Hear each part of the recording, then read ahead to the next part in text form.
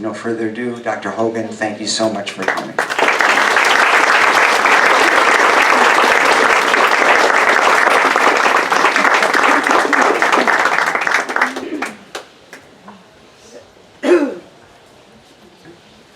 Thank you, everybody. Thank you, David. Yeah, wow.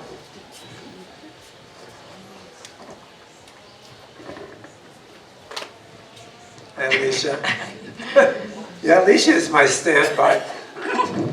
I told David when I was coming, I told Greg, I said, this is likely my last hurrah. I'm 82 years old. You said that last time. And I have terminal COPD, and I'm at the point where sometimes my voice just goes out. So if that happens, you know, Alicia will jump in. I like to tell a story. I don't know if you've all heard this, but I know David has. That my grandfather used to tell. He was from County Kerry, Cahersiveen, and County Kerry, you know, abuts County Cork, and every year there's a bridge between the two counties, and every year the county councils would meet to clean up the bridge and make repairs on it. And every year they would leave the 10 or 20 meters in the center of the bridge uncleaned and unrepaired because neither felt they were responsible for the middle. And so this one day both the councils met and they were instructed to come to terms. And the discussion went back and forth. Oh, it's not my responsibility, it's not our responsibility, back and forth, back and forth. And finally a man in the back row stood up and he said, I'm sick and tired of all this bickering and carrying on here. Now we're only talking about 10 or 20 meters. Why, my God, I could piss halfway across it. Excuse me, sir, said the director, but you're out of order. Well, of course I'm out of order. If I was in order, I could piss the whole way across it. So that's kind of where I am this morning. A bit out of order. I thought I'd begin by telling you that this is more of a reading than a lecture. So if you like something, feel free to go and applaud. If you don't like something like David's joke, you can just go. But I thought this was interesting because some of you have studied Spanish, and you know, all of us have. All of us are pretty proud of, you know, what we've learned, you know, in our Spanish classes. And we've learned, for example, that window can be translated ventana. Yeah? So ventana abierta, open window. Ventana cerrada, closed window. That's pretty simple. But then I was reading this intellectual who wrote about language. His name is Camilo Jose Cela. And he says this, no es lo mismo decir ventana que window. It's not the same thing at all. So what he's talking about is how culture wraps itself around the word. Now the word window comes from the Latin ventus, or passage for the wind to flow. And in warm climates, you had an opening for the wind to flow through, so it would air out the house and cool it. In northern climates, you didn't need this. But what you did need, because you had enemies, was a ventaga, something to look out at. So here's the poem. I'm translating a Mexican poet. No es lo mismo decir ventana que window. Outside, the hummingbird blinks among blossoming jasmine to leap a stucco wall, sparkling from broken glass in the always vertical sun below Cancer, cerrada. North, ice is a silver ornament, intricate as quartz. In fair weather, Windex gleam and slant rays for panic wrens to break their necks on. Closed. Ventana abierta, the postman's two-note whistle, the cowbells for basura, dry briskness of the morning brooms, church bells, taco smells. North, open windows, what do you expect? Neighbors at it again, incessant car alarms, horns along the avenue, somebody's bacon frying. Ventana, wind space, ventus, opening for the wind to flow. Window, windai, vindarga, lands to watch it by. Ventana, I'm here. Window, I'm watching. What do we translate here? What do we mean? Here's a poem of a third thing, language trapped in between.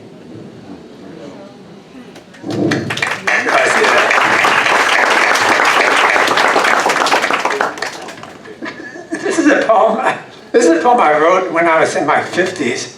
I was coming back from the airport, and there was someone in front of me that was walking really slow on a moving sidewalk, and they were elderly. And I thought, God, haven't they learned, if you're going to stand on a sidewalk, you should move to the right so people can pass you. And I had to catch a flight, And I thought about the elderly. And I thought, well, one day I'm going to be elderly too. I wonder what that's like. So this is the poem. It's called Refusing to Be Ghosts. The elderly pass among us in a blur of gray and white, noticed only when they hold up the line fumbling for change in their purse, or do not know how to swipe the card with the proper side up, or scan the reservation code, or stand on the right side of a moving sidewalk. They are tentative and fragile, like children or puppies, but not as cute.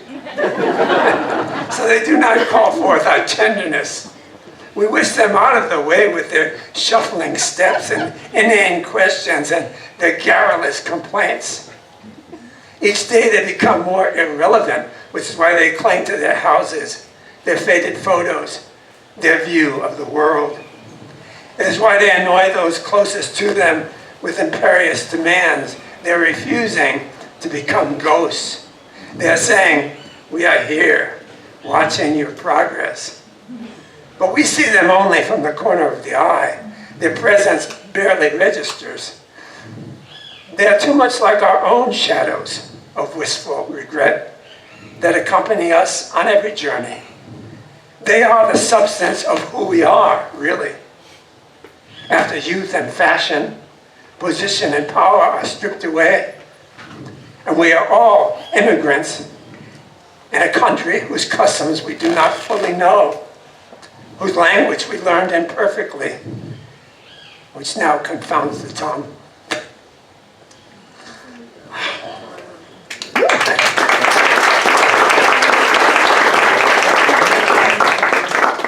Thought I'd do something a little upbeat after that.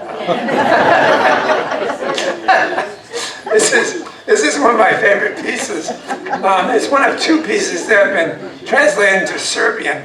The other one, Alicia's going to read, it's about a dog who's been abandoned, and Serbians are very big on dogs. The other thing they're very big on is absurdity. And you'll appreciate this too. It's called The Deaf Cat and the Rain. And I know everyone who lives in Ahiik, whether you have cats or just tolerate them, has experienced something like this in their own lives. It has been raining most of this week. That's to be expected. This is Guadalajara and it's August, the rainy season. Our house has a flat roof that collects the rain. So my wife reminds me to get out the aluminum ladder and climb up on the roof to sweep off the puddles and clean out the drains. So I get out the ladder. It's not long enough to reach the roof, so I have to transfer my right foot from the ladder to the top of the window frame balance there for a moment, and then swing my body up over the lip of the roof onto the surface. It's a tricky maneuver.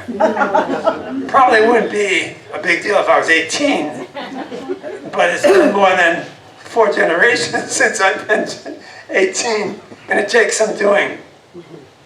My wife, of course, does not appreciate this. It is simply men's work, which she disdains as something necessary but of no real interest. Anyway, I get up on the roof. I walk over to the edge. I don't have a fear of heights exactly, but I'm one of those people who feel an urge to jump when they're up high. So I pull back from the edge nervously, and that's when I see the cat. It's a black and white cat, small, no bigger than a kitten. And there's this little girl, about 8 years old, down below in the front garden. "Will you get my cat, mister?" she asks. I approach the cat that is perilously near the edge of the roof and call her, "Here, kitty, kitty, kitty." "She's deaf," the little girl yells. Oh, great. A deaf cat who's going to freak out when I grab her from behind and frighten her. I'll tell you what I say. Let her get used to me being up here. I'll start sweeping the roof, and then when she sees me, I'll call her over and then get her down. So I start sweeping. There's a lot of water. It's not going anywhere unless I clean the drain. And I see that one of the problems is that the cat has been using the screen over the drain as a litter box. So the drain contains fine sand from the roofing materials and several cat turds. It's disgusting. But I clean them all off, and some of the water starts to drain. The cat notices me finally, and I call her over. She comes tentatively, pace by pace, as if in slow motion. I finally reach out and grab her and carry her over to the ladder. Now here's the trick. I have to hang over the roof to get one foot onto the upstairs window frame, which swings out as my foot touches it. Then when I've got one foot tentatively on top of the ledge, I have to swing the other leg down and put it on top of the ladder, which is to the right and 2 feet below the window frame. I gotta do all this while holding a wriggling cat, which has already scratched me as I made the turn to descend backwards over the roof. Like I said, not afraid of heights, but I am a bit afraid of breaking my back. I'm spending my life paralyzed living in a wheelchair, especially for something as absurd as a cat that doesn't want to get down off the roof. Meanwhile, the little girl is shouting, "Don't hurt her, mister!" But of course, it's the cat that's hurting me. Anyway, to make a long story abbreviated, I get the cat down and turn her over to the little girl who's a bit miffed by the ungentle way I've handled her pet, so she doesn't even thank me. Just goes down the street with a deaf cat trailing behind her. Probably it'll get back up on someone else's roof before the day's over. That's it. I go down to the kitchen, I made myself a cup of coffee, and go outside and pull up a chair beneath the mango tree in our back garden and relax. I deserve a break after that. I think about jobs, and especially in Mexico, how no task is ever simple. You start one thing, it leads to another, another, another. Everything is like that. A simple job, sweeping rain off the roof, ends up with a deaf cat, cat poop in the gutters, an ungrateful child, feelings of fear of falling, breaking one's back, life in a wheelchair.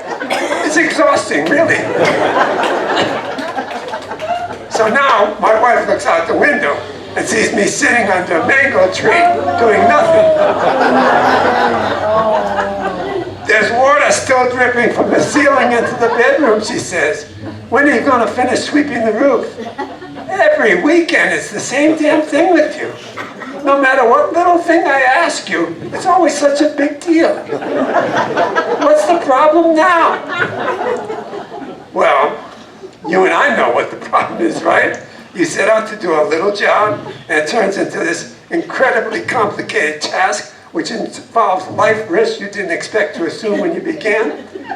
But try explaining that to someone who hasn't experienced it. You might as well be talking Korean to a Brazilian. How many is a Brazilian anyway? George Bush once asked. Well,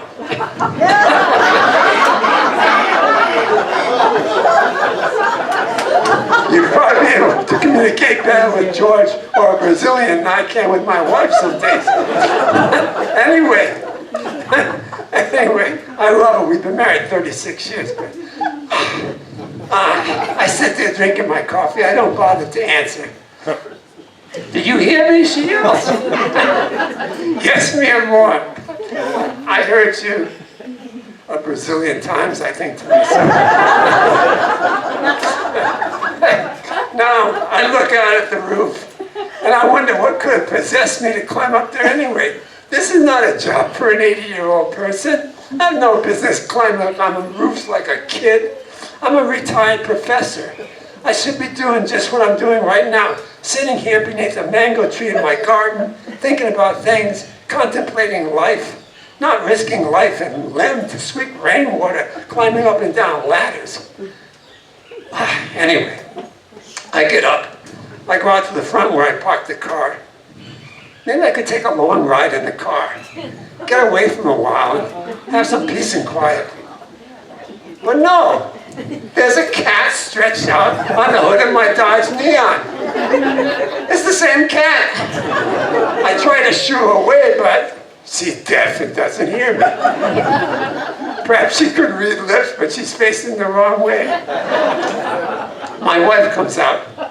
Michael, what are you doing now? I say, I was going for a little ride in the car, but this stupid cat is on the hood.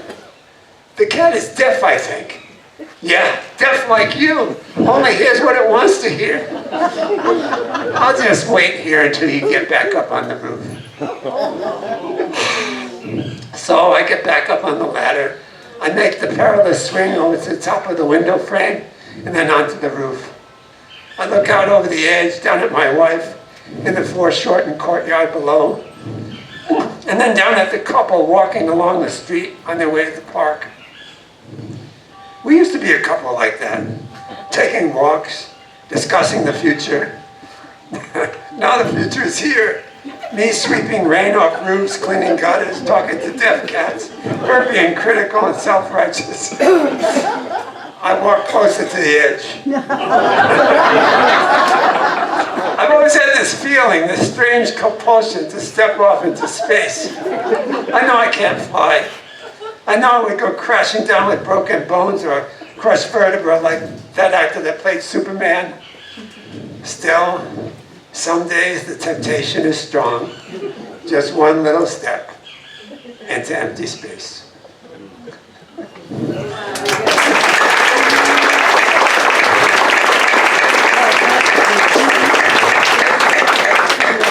Thank you.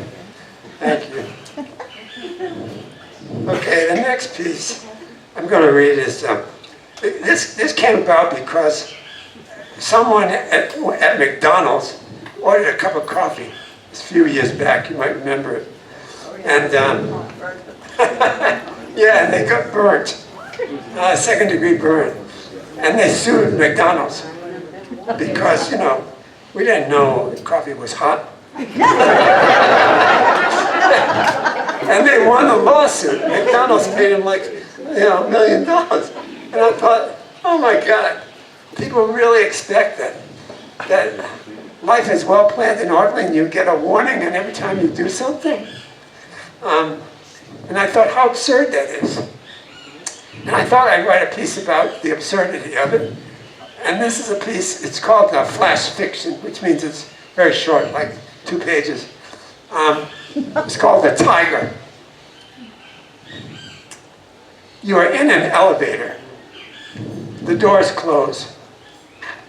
Inside, soft light, 2 passengers, a man with a briefcase, a cleaning woman. The cleaning woman's hair is in curlers. She is old. On the back wall of the elevator, a print of a painting by Rousseau. Lush tropical plants with thick green stems, oversized red blossoms swirling away from a tiger hidden deep in jungle undergrowth. Beneath the panel of the elevator, on the right side, is a label that says, in case of malfunction, of this elevator, causing it to fall suddenly to the bottom, it is essential you keep the following in mind. One, it is absolutely imperative no part of your body is touching the floor upon impact. Two, if this elevator is equipped with side rails, then jump and cling desperately to the rails.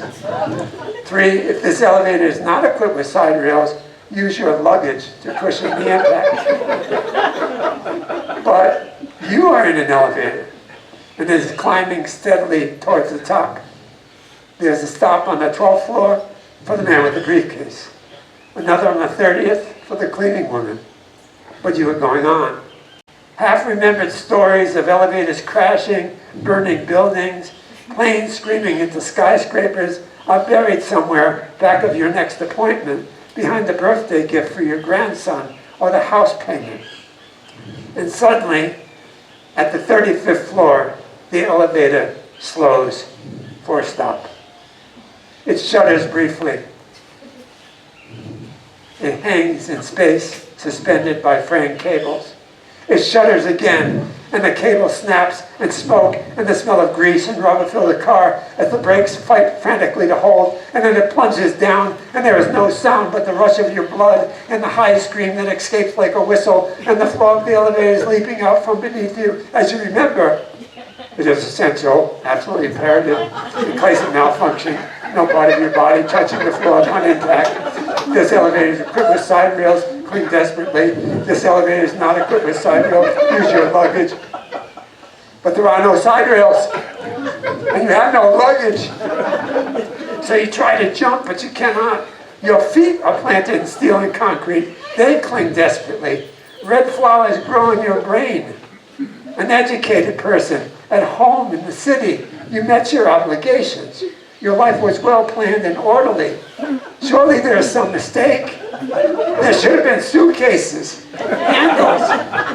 There should have been time to prepare before the green stem is snapping, before the Tahitian blossoms red and screaming, and you alone with the tiger and the brief yellow gleam of his eyes.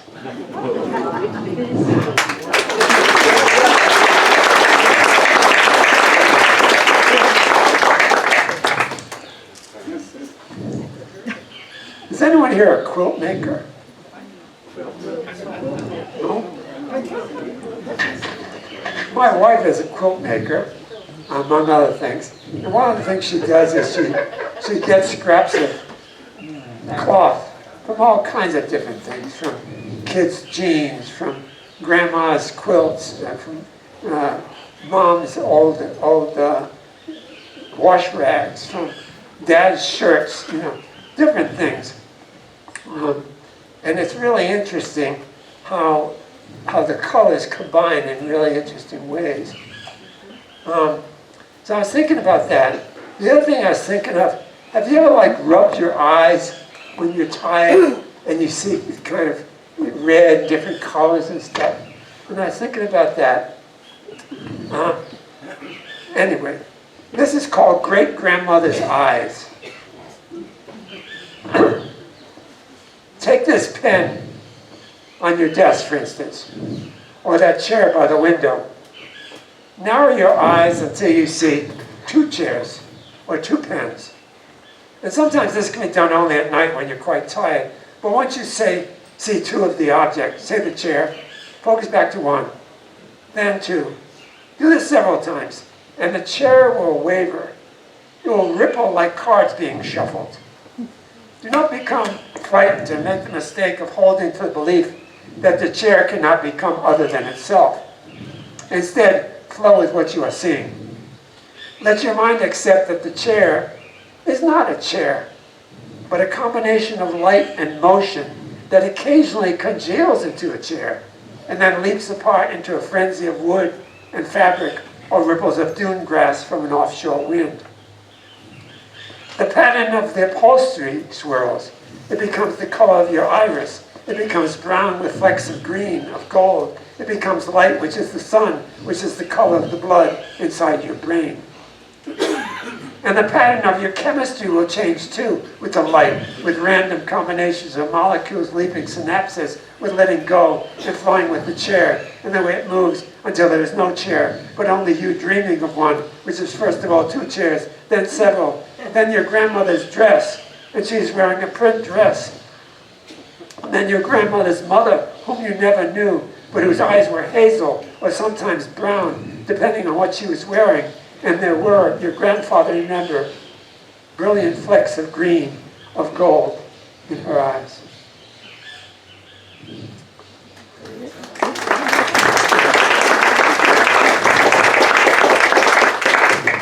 Everyone knows the expression, what goes around comes around, right? This is about that. It's about realizing what will happen to us all someday. And it occurred when one of the younger members in our family, after my dad died, kind of laughed at the fact that my mother was living mostly in one room. And I thought, be careful what you laugh at, girl. So this is called 2380 Market Street. When her husband died, she developed a fear of open places. It happened suddenly. One morning she walked outside and the world was one great vista. Trees were flying off in space. There seemed a mile of lawn between her house and the neighbor's clothesline. She called the grocer and was bubbly when he arrived. She gave him a large tip in hope he would notice nothing unusual. She knew this fear made her vulnerable, so she looked in the mirror to see if she appeared to be a different person. She rehearsed her speech to the grocer, which she'd already made. Put the box on the kitchen table. Here's $1 for your trouble. Lovely day, lovely day, lovely day. She tried this several times with different inflections. Even the house itself began to seem large and overwhelming. So she began living in one room. She slept on the kitchen table, put the TV on top of the refrigerator, her cosmetic case on the stove.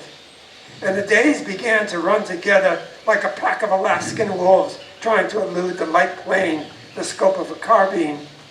Her skin became Melba toast. Her life closed in around itself like a butterfish. And no matter who telephoned, she was too busy. The neighborhood children called her the mean witch of Market Street. One day, one of these children broke her kitchen window. She flew into the child's soul. It was quiet, soft, and confident. She lives there now, waiting for when the child marries, celebrates a golden anniversary, has grandchildren, loses a spouse, awakes one morning to find the world one great vista.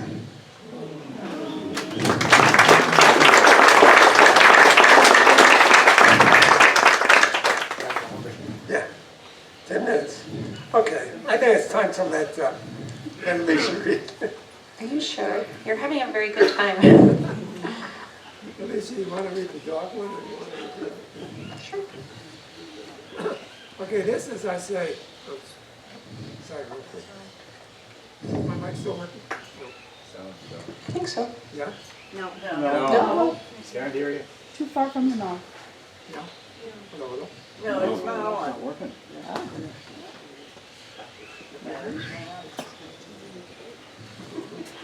This never happened in the 17 years.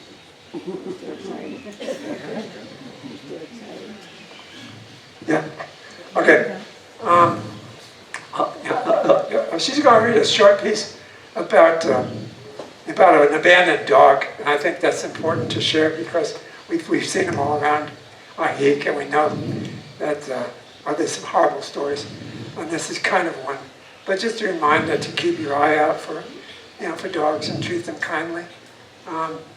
This is kind of a true story, and it's hard for me to read too because I'm a dog rescuer. So is Alicia, so it's hard for her as well. But I'll let her go ahead and read this. There's a lot of pressure. I don't know if I can handle it.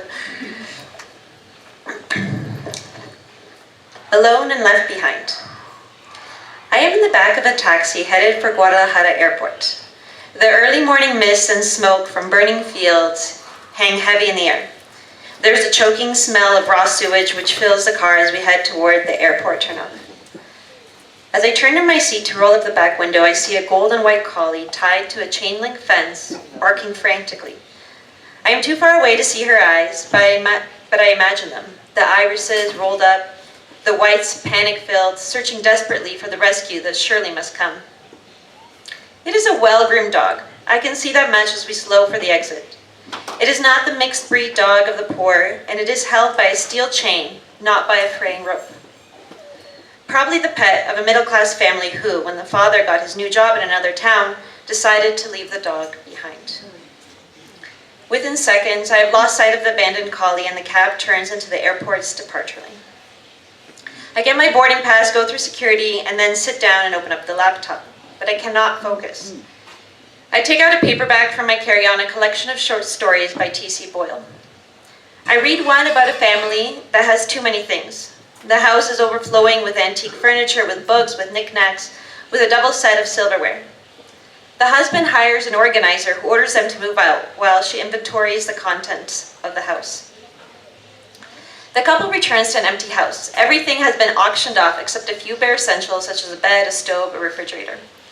The story ends with the husband standing stunned in his empty living room, and when he shuts his eyes, he sees only the stale depths of space, the remotest regions beyond even the reach of light. It is cold out there, inhospitable, alien. There's nothing there, nothing contained in nothing. I think of the dog again back on the highway to the airport. I imagine the man making the decision to tie her up and leave her by the side of the road tied to a chain link fence. I imagine him thinking that maybe someone will come along and find her, adopt her. But did he wonder what would happen if no one came? First, the dog barks in annoyance when she's tied up, thinking, he's just going for a walk and not taking me. And then, as the car went down the highway, he thought that he would surely come back. It must be some kind of a game. Was there a wife? Were there children looking out the back window? It is hard to imagine, but possible. But these people, whoever they were, are no longer important here. What is important is the dog as she slowly realizes that she has been abandoned. She tugs at the chain that binds her to the fence. She scrabbles at the links that hold her as if riveted. It is getting warmer. It is May, the dry season when temperatures rise to 95 degrees and higher by noon. There is no water. Her mouth will start foaming soon and the foam will turn pink as she cuts her gums trying to bite off the links in the chain. She'll become dehydrated.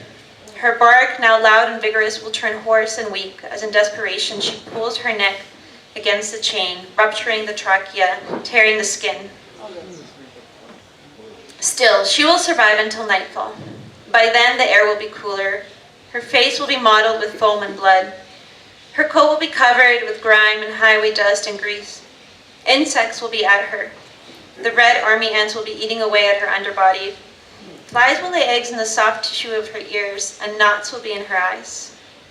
She will groan and roll, trying to escape them. The chain will wrap itself more tightly around her neck. Still, she will not die. Somewhere inside her, she will keep hope alive. Her ears will twitch each time she hears the distinctive sound of a Toyota, thinking it is her family car, the one she remembers so well, the trips in the country, her head out the window, feeling the cool breeze, her delicate snout lifted to all the smells of the fields. Her feelings are of love, of devotion for those who left her on the side of this highway to die. When the interminable night passes, she will be puzzled but not resigned. Because now the sun is coming up. Now the early morning traffic is moving along the road headed for the airport. Surely today they will be coming back. They will realize they made a mistake, that she's part of the family. Hope will keep her alive well past noon on this second day. Then, in the hot tropical sun, her brain will slowly boil. She will not know when the rodents come at sunset. She will not feel their needle-like teeth pierce her soft undersides, or the cool evening wind ruffling the tufts of her hair that drift across the road like delicate tumbleweeds. As the plane approaches Miami, we descend slowly through caverns of cumuli, sun-drenched and otherworldly. Beyond them, I know are the rain clouds, the darker storm formations. I put up my tray table and get out my passport in the form for customs. I check into my hotel room. I eat a good dinner and lie down to sleep. But my mind is by the side of a dusty highway in Mexico, my heart beating in staccato rhythm to that of the abandoned collie. As the slow night passes and I lie awake, unwilling to close my eyes, afraid to dream.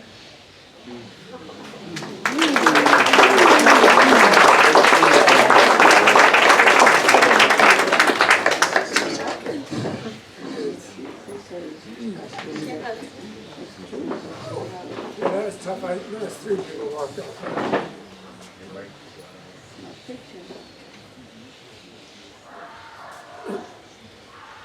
I know some people walked off. I don't blame you. But I think it's important to hear that. It's working. Okay.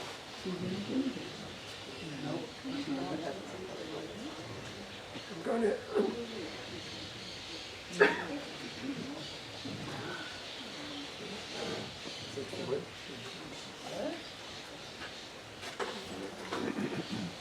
Okay.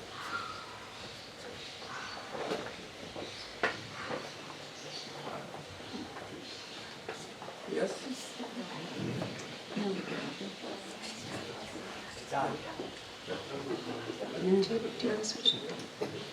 Okay. You hear me okay?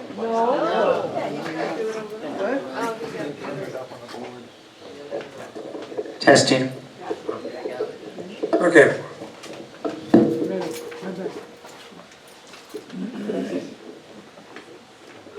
I'm going to end with this piece on a little positive note, I think. I wrote this. I wrote this poem for a fellow by the name of Franklin Dunn. Some of you might know. Died not too long ago. And I wrote this when he knew he was going to pass. And one of the things, I don't know if any of you are in a 12-step group or know anything about them, but one of the things they advise you to do is take an inventory of your life from day to day. Keep a check on who you are really, how much you're growing, what things you need to change. And this is called inventory. And did you survive the nocturnal dark with bleak encounters, with all mistakes and losses and shattered dreams in the drawn-out night? Or did you step out before the night ended and watch the twinkling pale Venus rise in the west? Did you forsake another hour in bed and head off with your dog to keep an appointment in the park, to watch the trees identify themselves amid the mists and the roses arrange their colors from shades of gray to yellow and red and redundant rose?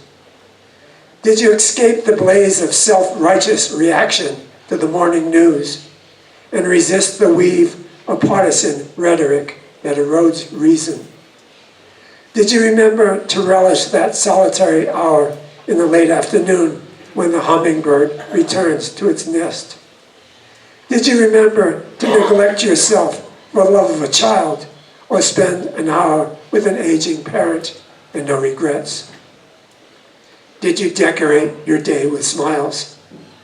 Did you try not to make sense of the senseless in a world of reflections and glimmers and pettiness, but to love it all anyway, and maybe even concede the possibility of a deity, even though it was far from self-evident?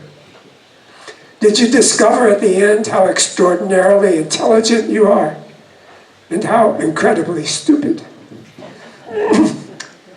Did you accept that most of what you lost or did not accomplish because of carelessness or miscalculation or even loving too much was not loss at all, but rather another path which opened to new landscapes? And will you at the end promise yourself, no matter what it holds, the real end, I mean, with its darkness and aloneness, will you promise in your essential solitude, with no one left to impress, will you promise to say, thank you, life? as it melts away, like a rainbow fading after a summer storm, and you are here no more.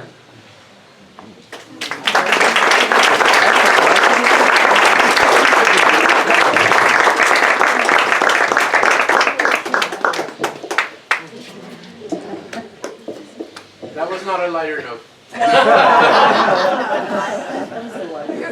That reminds me of a joke. And so we are now open for questions. Just a reminder, we're looking for questions and not long statements. If you'd like to give a statement here, please see us afterwards and we'll give you the mic on another Sunday. So, are there any questions for Dr. Hogan? And I will bring the mic to you.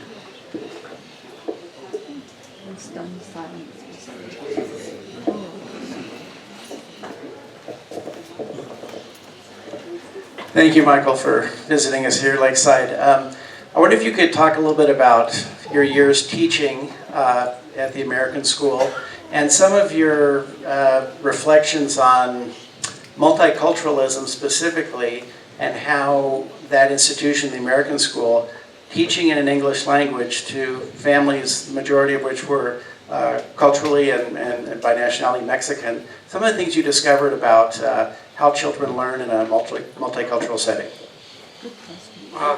That's a complicated question, but I'll share a couple of brief stories. One is, I remember having a Korean student, Ye-sum Young, in my class, and she would hug people. And I said to her one day, I said, "That's not very Korean, is it?" She goes, "No, when you lived in Mexico for a while, you change, and your heart changes." And I like that. The second thing I wanted to share, and thank you, my colleagues from the American School showing up today, Carlos and Carla, why I ended up at the American School for so many years. I was teaching there in the early 90s, and my son died, and it was a very sudden death, and I was just devastated by it, and I went in one day to teach, and I was looking at these adolescent boys, and I just choked up. I couldn't teach. So I went to the office, and I talked to Sol Avalos, who was the principal. She's a Mexican woman, a big Mexican woman, and she enfolded me in her arms after I told her I was going to quit. She enfolded me in her arms, and she gave me one of those hugs that last like a little bit too long. And the Mexican poet, Octavio Paz says, sometimes a hug is more than a hug. It's feeling the other person's heartbeat. And I thought, wow. And after the hug was over, she said to me, "I understand completely if you want to leave the school, but we'll miss you. You're a very good teacher." And she said, "But you know, you could be a great teacher if you could see your son in every child you taught."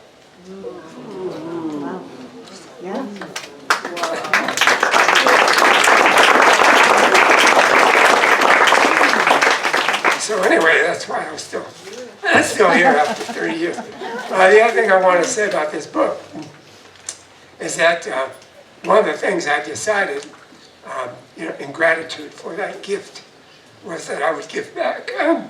So the royalties for my books go to 2 scholarships for Mexican students who go on to study at universities every year. I've been doing that for 22 years now. So when you buy a book, you're really buying a scholarship.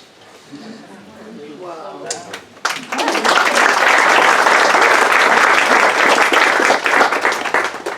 Any other questions?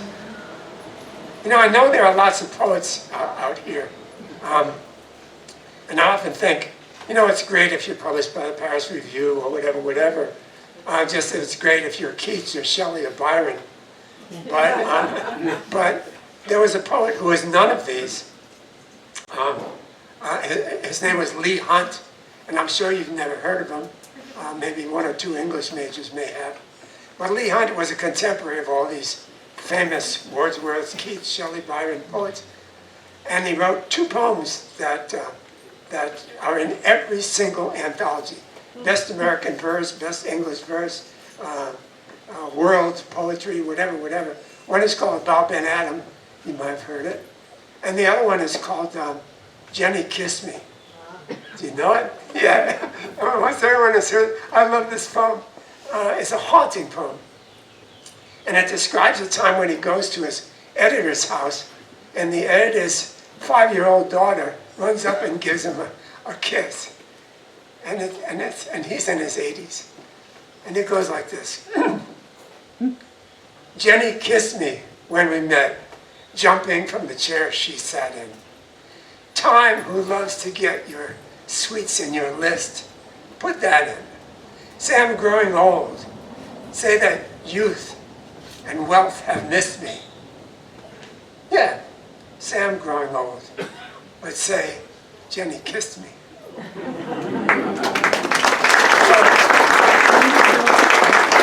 So my point is, if you write one poem that lives, then you've survived as a poet. You don't have to be Shelley, Keats, or Byron. Just get one good one out there that people remember. You know? Anyway, yeah. Yeah, see, it wasn't just me.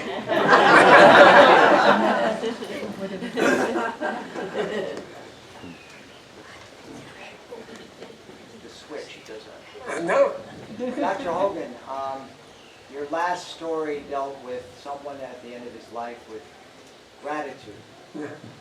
And looking at your life, publishing 30 books and a life of teaching, I'm sure you must feel that. But I'm wondering if you could go back and talk to yourself as a youngster, or is there anything you wished you could have said to your son? What advice would you give? I guess I would say, you know, decide what's important to you in life, and if you have to make mistakes along the way, don't worry about that. I mean, my first career was as a lawyer. My next career was as a university professor, and I remember when I was still writing when I was working at a law firm, but I received I'm just trying to shout.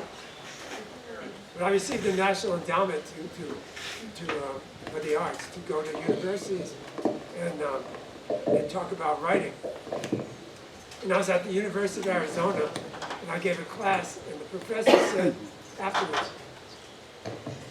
said afterwards, his name was Richard Shelton. He said, you know, Michael, you wasted your life. And he said, and I hate to say this, but I think you're destroying your soul. And he said, I know what you do for a living. You defend narco-trafficking contests in Tucson and so on. He said, but you're a natural teacher. That's what you should be doing. And I went, oh yeah, you know, give up a job making $150,000 a year to make $30,000? I don't think so. He said, yeah, that's what I'm saying. And we went out, we had coffee. He offered me a fellowship to get my master's degree in creative writing at the University of Arizona. I did that, and I taught there for a while. And I realized teaching 40, 50 kids, and sometimes 80, as many as 80, in freshman composition, where you can only assign 2 or 3 pieces of writing a year if you're going to be correcting them, was not very fulfilling. And I thought maybe I'd be of more use teaching high school, where I could give more assignments to smaller groups of kids and work one-on-one. And that's what I decided. I'd do it for a couple of years. And then, of course, the death of my son, and it ended up being 30. But I don't regret that. I think it's one of the best decisions I've made. It hasn't resulted in my pockets full of money, but it's given me wealth in other ways, you know. I feel very grateful for that intercession. I feel very, very grateful for all the people I've met along the way who have made suggestions in my life. You know, especially editors. Editors save you again and again with writing. Yeah. Other questions? Thank you so much, everybody.